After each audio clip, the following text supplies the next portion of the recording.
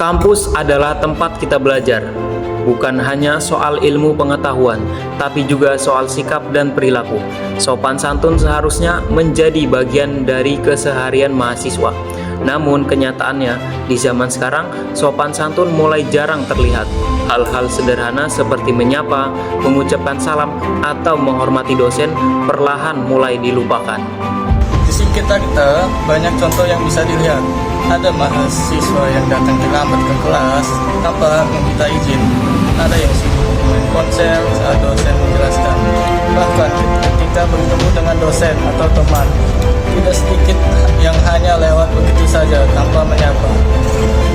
Kebiasaan kecil yang dulunya wajar dilakukan sekarang seperti sudah bukan hal yang penting lagi. Mengapa sopan santun bisa menunda? Salah satu penyebabnya adalah teknologi. Banyak mahasiswa lebih fokus pada ponsel dibandingkan berinteraksi langsung dengan orang di sekitarnya.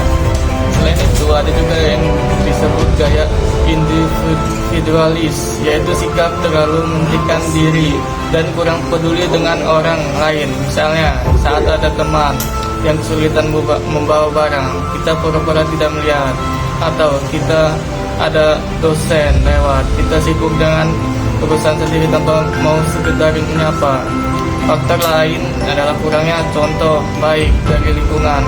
Jika sopan santun jarang diperhatikan, lama-lama kita menganggapnya tidak penting lagi.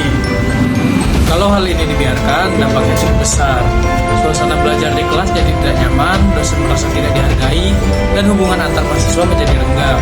Kampus yang seharusnya menjadi tempat pendidikan yang mendidik karakter, justru kehilangan wibawanya. Lebih berbahaya lagi, mahasiswa bisa lulus dengan nilai bagus, tetapi miskin sikap dan etika. Meski begitu, semua ini masih bisa diperbaiki. Caranya sederhana, mulai dari diri kita sendiri.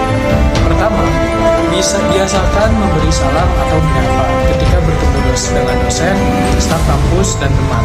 Kedua, gunakan bahasa yang baik dan sopan saat berbicara, apalagi kepada orang yang lebih tua.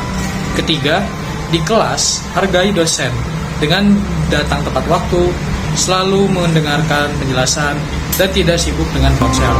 Sopan santun juga bisa tumbuh dari sikap saling peduli, membantu teman yang kesulitan, meminjamkan catatan, atau sekedar menanyakan kabar adalah bentuk sederhana dari kepedulian. Ingat, perubahan besar selalu dimulai dari langkah kecil setiap individu. Jangan ragu untuk tunggu orang lain, tapi mulai dari diri sendiri. Sopan santun adalah cermin kepribadian mahasiswa. Dengan menjaga sopan santun, kita tidak hanya terlihat baik, tetapi juga menciptakan suasana kampus yang harmonis dan nyaman untuk semua.